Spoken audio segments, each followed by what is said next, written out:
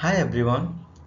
Today we are going to learn about the AWS cloud computing, advantage of cloud computing, introduction to the Amazon Web Services and AWS Cloud Adoption Framework. Now let's start with section 1, introduction to the cloud computing. Cloud computing. What is cloud computing? Cloud computing is basically on-demand supply of a computer power like database, storage, application and other IT resources, and we can pay as long as we use. Now cloud computing make us think to use infrastructure only as a software instead of the hardware. Now, what is traditional computing model?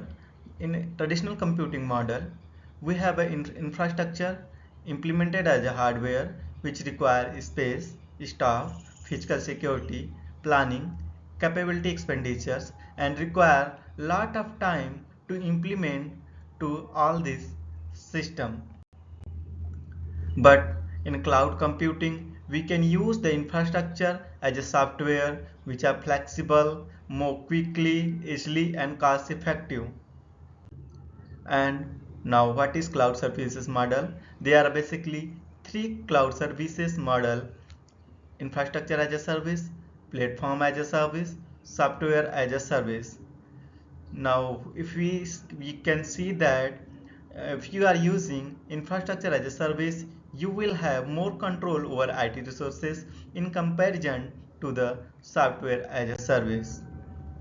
Now how we can deploy the cloud computing models? There are three ways of deploying the cloud computing. Firstly, totally deploy your system on cloud based, and second, hybrid way means you have a partially install the infrastructure and partially cloud computing, and third one is on premises.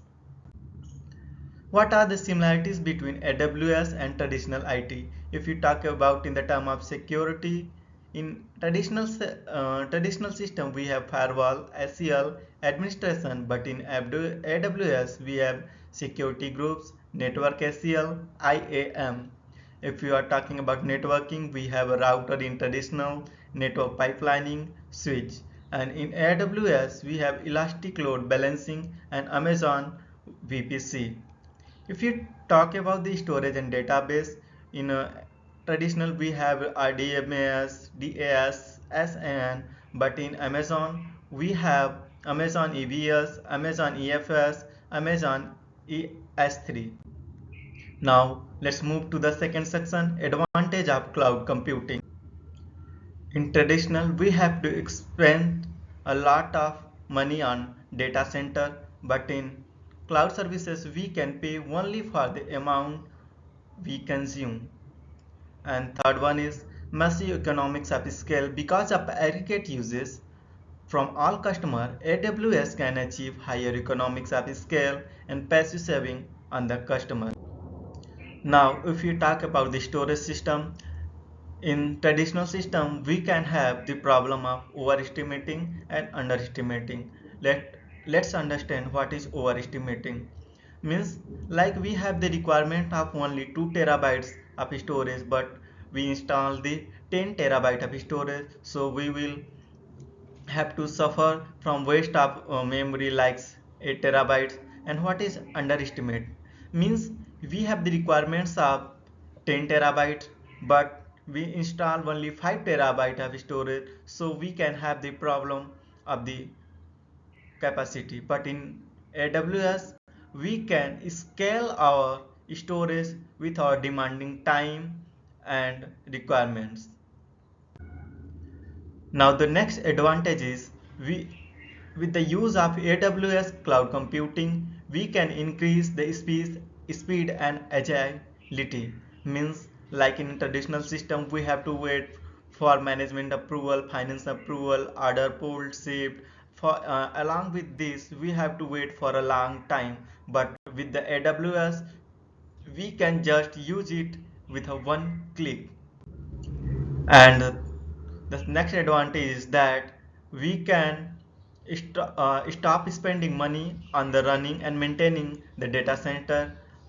Instead of that, we can deploy it on the AWS cloud computing model. The next advantage is that we can go globally without installing the physical infrastructure in the region with the help of AWS cloud computing. Now we will move to the next section, Introduction to the Amazon Web Service.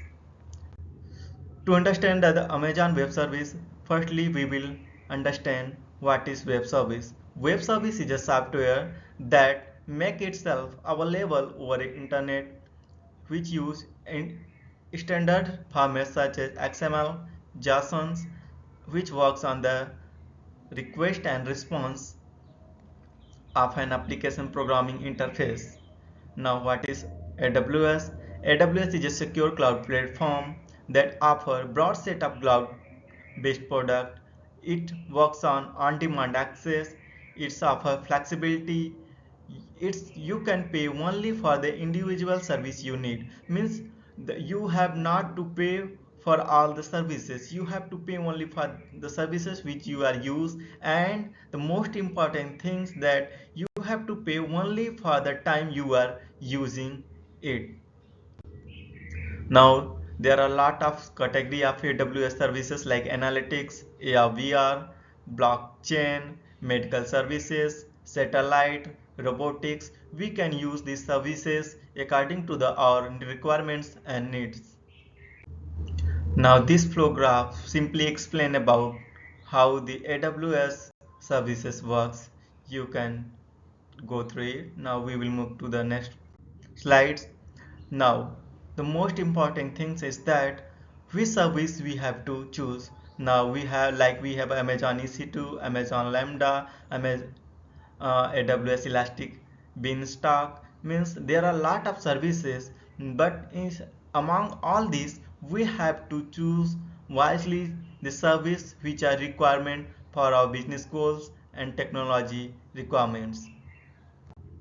Now the way what are the way through which we can interact with AWS? There are three ways. First is AWS management console, second is command line interface, and third one is software development kits. These are the way through which we can interact with AWS. Now moving to the next section, which will tell us about the cloud adoption frameworks. Cloud Adoption Framework. What is Cloud Adoption Framework? Cloud Adoption Frameworks provide a guidance and a best practice to help organizations build a comprehensive approach to cloud computing across the organizations and throughout the IT lifecycle to accelerate the successful cloud adoptions. There are 6 frameworks: business, peoples, governance, platform, security, and operations. We can divide it with the two perspective. First focus on business, second focus on the technical capabilities. Now we will have the perspectives of business, and the next perspectives of peoples, governance perspective like portfolio management, program and project management, license management, and moving to the next we have platform perspective, which will cover the computer provisioning, network provisioning, storage provisionings, and next security perspective, which will works for identity and access management, detective control, infrastructure securities. Now, operation perspective. It will works on service monitoring, application performance monitoring, resource inventory management. Now we will see the summary of the module. In this module, we have learned about the different types of cloud computing model, their advantage of cloud computing, and the services, categories, and the cloud adoption frameworks. Thank you. That's all from my side.